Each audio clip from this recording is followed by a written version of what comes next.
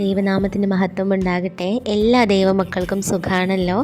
അപ്പോൾ ഇന്നത്തെ ദിവസം ദൈവം നമ്മോട് സംസാരിപ്പാനായി തന്നിരിക്കുന്ന വചനം മത്തായിയുടെ പുസ്തകം 5-ാം അധ്യായത്തിൻ്റെ 44-ാം വചനമാണ്.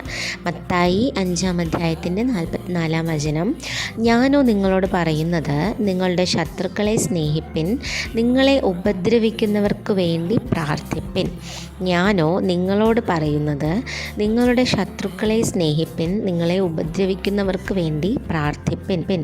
അപ്പം ഈ വചനത്തിന് നമുക്കൊരു വലിയൊരു മാതൃകയുണ്ട്. അതാരായിരുന്നു?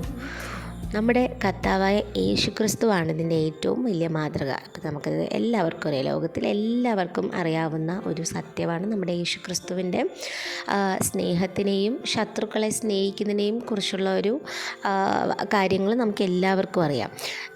തന്നെ ക്രൂശിച്ചവർക്ക് വേണ്ടിയിട്ട് പോലും ഏറ്റവും അവസാനം മരിക്കുന്ന സമയം ആയപ്പോഴും യേശുക്രിസ്തു എന്ത് ചെയ്തു?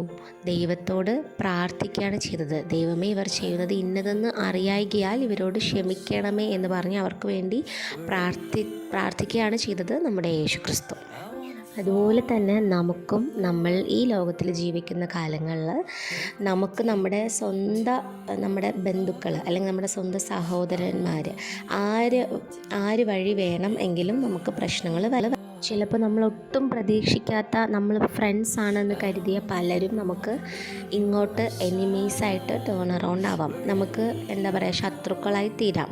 അപ്പം നമ്മൾ പോലും കരുതി കാണില്ല, പക്ഷെ അവരുടെ മനസ്സിൽ നമ്മൾ അവരുടെ ശത്രുക്കളായിട്ട് തന്നെയായിരിക്കും അവർ കാണുന്നുണ്ടാവുക.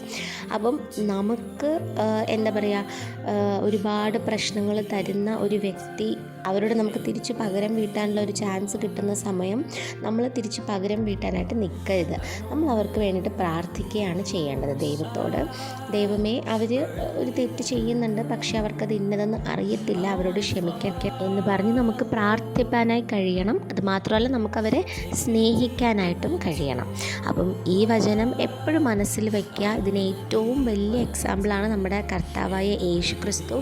യേശുവിനെ അങ്ങനെ തന്നെ നിങ്ങൾ മനസ്സിൽ ഉറപ്പിച്ച് വെച്ചിരിക്കുക. അപ്പം അതുപോലെ തന്നെ നമ്മൾ നടക്കണം. നമ്മുടെ ശത്രുക്കളെ നമുക്ക് സ്നേഹിക്കാനായിട്ട് കഴിയുന്നുവെങ്കിൽ നമ്മൾ അത്രത്തോളം ബ്ലെസ്ഡാണ്. അപ്പം നമുക്ക് ദൈവം അത്രത്തോളം ബ്ലെസ്സിങ്സ് തന്നുകൊണ്ടിരിക്കും. അല്ല, നമ്മൾ തിരിച്ച് പകരം വീട്ടാനായിട്ട് നിന്നാൽ അത് നമ്മുടെ ബ്ലെസ്സിങ്സ് നഷ്ടമാവാനുള്ള ചാൻസസും നമുക്ക് ഉണ്ട്. അപ്പം ഈ വചനം എപ്പോഴും മനസ്സിൽ ഓർത്ത് വയ്ക്കുക. വീണ്ടും നാളൊരു പുതിയ വചനവുമായിട്ട് നമുക്ക് വരാം. ദൈവത്തിന് നന്ദി. എല്ലാവരും നല്ലപോലെ പ്രാർത്ഥിക്കുക. അപ്പോൾ ഇന്നത്തെ ദിവസം വളരെ സന്തോഷത്തോടും സമാധാനത്തോടും എൻജോയ് ചെയ്യുക.